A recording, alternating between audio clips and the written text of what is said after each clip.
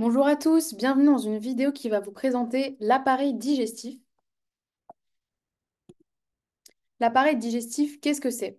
Il va tout simplement nous permettre de transformer les aliments en nutriments qui vont être absorbables et utilisables par le corps. Il est composé de nombreux organes qu'on va décrire en une partie qui sera d'abord supradiaphragmatique, donc au-dessus du diaphragme, ensuite une portion infradiaphragmatique en dessous du diaphragme, et enfin on abordera les glandes annexes. On va tout de suite commencer avec la partie supradiaphragmatique, dans laquelle on va retrouver la cavité buccale, puis le pharynx et l'œsophage. Donc pour commencer, la cavité buccale, elle est formée en avant de la bouche et elle est délimitée en arrière par l'isthme du gosier. Son plafond est composé du palais et son plancher de la langue. La cavité buccale, elle permet la mastication, la déglutition, la phonation et le goût. Suite à la cavité buccale, on va retrouver le pharynx ici, qui est délimité de la cavité buccale par les choanes.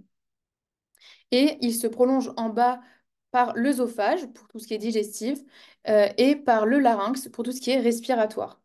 Le pharynx, on dit que c'est un carrefour aérodigestif puisqu'il permet la déglutition, la respiration, la phonation et l'audition et il va permettre de séparer ce qui est digestif de ce qui est respiratoire. Et il est formé par trois muscles constricteurs. Et le pharynx, donc comme dit avant, il se prolonge par l'œsophage. L'œsophage, il fait suite donc au pharynx en C6 et il se poursuit par l'estomac en TH11 et il va traverser le diaphragme en TH10. Donc ça, la plupart de l'œsophage va être supradiaphragmatique, mais il ne faut pas oublier qu'il a une petite portion qui va être infradiaphragmatique. On va à présent passer à la portion infradiaphragmatique. Mais avant ça, une petite précision en ce qui concerne le péritoine. Donc, tout ce qui est infradiaphragmatique, c'est globalement l'abdomen. Et dans cet abdomen, il va y avoir un sac. Et ce sac, c'est le péritoine. Il y a des organes qui sont compris dans ce sac, qui sont intrapéritonéaux, et d'autres qui sont derrière. Ils sont donc rétropéritonéaux. Et c'est ce qu'on voit ici. Donc ici, c'est tout ce qui est le péritoine. Et il y a des organes qui sont donc à l'arrière, comme le duodénum, une partie du côlon et le rectum. L'appareil digestif, donc, qui va être infradiaphragmatique, on va retrouver une partie de l'œsophage qui se poursuit par l'estomac.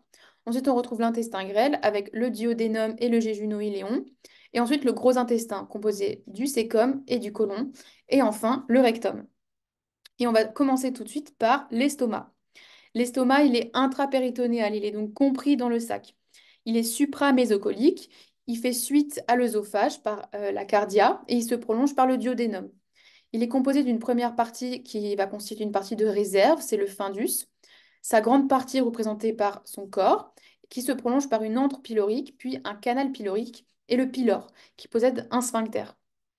L'estomac possède également une grande courbure et une petite courbure.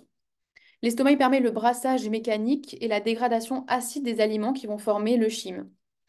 D'un point de vue artériel, il est vascularisé par une artère gastrique gauche qui provient du tronc cœliaque et d'une artère gastrique droite qui provient de l'artère hépatique commune, qui elle-même provient du tronc cœliaque. Il est également vascularisé par l'artère gastro-omentale gauche, qui provient de l'artère splénique, et de l'artère gastro-omentale droite, qui provient également de l'artère hépatique commune. Le sang veineux, il est drainé vers la veine porte à travers des veines gastriques gauche et droite et des veines gastro-omentales gauche et droite. Après l'estomac, on va retrouver l'intestin grêle. L'intestin grêle, il est donc composé du duodénum qu'on retrouve ici et du jugéno-iléon qui est ici. Le duodénum va être rétropéritonéal, tandis que le jéjuno-iléon va être intrapéritonéal. Le duodénum est supramésocolique et le jéjuno-iléon est inframésocolique. L'intestin grêle, il va permettre la digestion et l'absorption des nutriments. Leur contenu va s'enrichir en bactéries au fur et à mesure et l'acidité, elle, va diminuer. Pour le duodénum, on retrouve quatre parties, de D1 à D4. Et pour le jéjuno-iléon, on retrouve deux parties. Une partie formée de anses horizontales, c'est le jugénum, et l'autre partie formée d'anses verticales, c'est l'iléon. D'un point de vue artériel, le duodénum est vascularisé par le tronc cœliaque et le sang veineux s'en va vers la veine porte. Que ça soit artériel ou veineux, c'est par des vaisseaux pancréatico-duodénaux et gastro-duodénaux. Pour le jéjuno-iléon, Il est vascularisé par l'artère mésentérique supérieure que vous retrouvez ici, qui va former plusieurs arcades artérielles qui vont se prolonger par des artères droites. Après l'intestin grêle, on retrouve le gros intestin. Il est formé initialement du cæcum, puis on retrouve le côlon ascendant, qui se situe donc à droite, le côlon transverse, qui va permettre de séparer une partie supra-mésocolique et une partie infra-mésocolique. On retrouve ensuite le côlon descendant, qui est à gauche, et le côlon sigmoïde. La plupart du côlon est rétropéritonéal, sauf pour le côlon transverse, qui est intrapéritonéal. Là, le gros intestin, il va permettre surtout l'absorption de l'eau.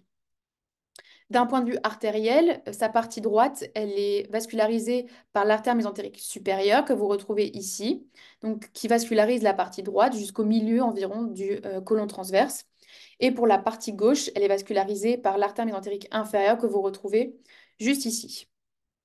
Après le gros intestin, on va retrouver le rectum, qui constitue la partie finale du tube digestif. Il est partiellement péritonéalisé et il se situe donc au niveau du pelvis. Il fait sa jonction avec le côlon au niveau de S3. On va pouvoir à présent aborder les glandes annexes. Pour les glandes annexes, on en retrouve trois. Il y en a dans la cavité buccale, mais il y a aussi le foie et le pancréas. Pour commencer, les glandes salivaires qui se situent donc dans la bouche. On en retrouve au nombre de trois, c'est les principales. La glande parotide, la glande sublinguale et la glande submandibulaire qu'on appelle aussi submaxillaire. Elles permettent la sécrétion de la salive qui vont aider à la mastication et à la déglutition. On retrouve ensuite le foie qui se situe sous la coupole diaphragmatique droite, ici, et qui déborde de la ligne médiane vers la coupole diaphragmatique gauche. Il est dans un premier plan et il est partiellement péritonéalisé.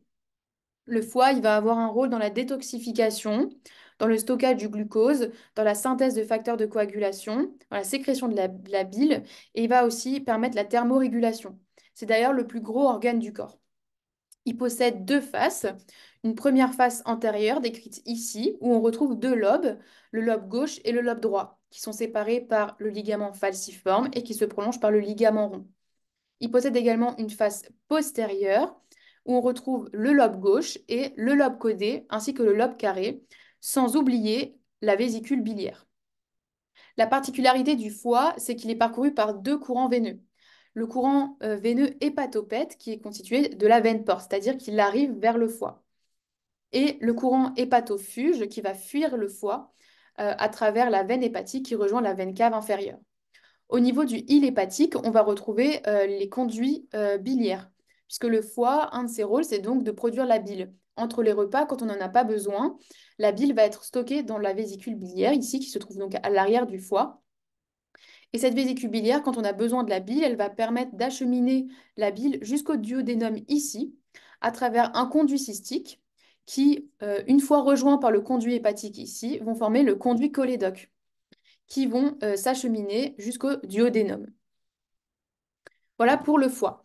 Et on va finir par le pancréas, qui est lui rétropéritonéal et qui se situe en arrière du duodénum. C'est pour ça qu'on dit du duodénum qui forme le cadre duodénal du pancréas. Le pancréas, il a une fonction endocrine qui permet la régulation de la glycémie avec l'insuline et le glucagon, et également une fonction exocrine pour la synthèse de sucs pancréatiques qui vont être utiles à la digestion. D'un point de vue vasculaire, il est vascularisé d'abord par des artères gastro-duodénales antérieures et postérieures qui proviennent de l'artère hépatique commune. Il est également vascularisé par des branches de l'artère mésentérique supérieure ici, et vous pouvez observer ces branches ici. Et enfin, il est vascularisé par des branches de l'artère splénique qui est ici, avec ces branches, donc il y a une partie ici et une partie ici. Et voilà pour l'appareil digestif. J'espère que tout est plus clair dans votre tête. Merci pour votre attention et à une prochaine.